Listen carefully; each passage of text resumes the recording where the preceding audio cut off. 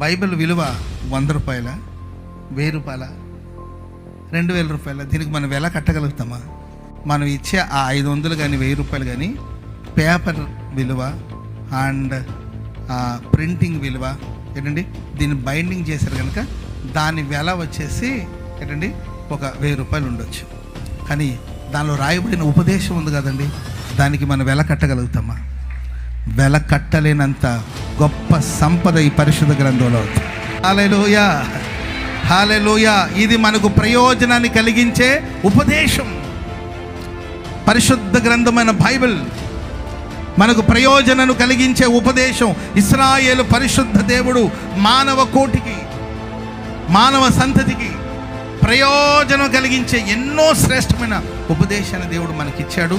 ప్రియులారా, ఈ వాక్యం మనకు ఉపదేశాన్ని అందించడమే కాకుండా మనం వెళ్ళవలసిన త్రోవలో ఈ వాక్యమే మనల్ని నడిపిస్తుంది.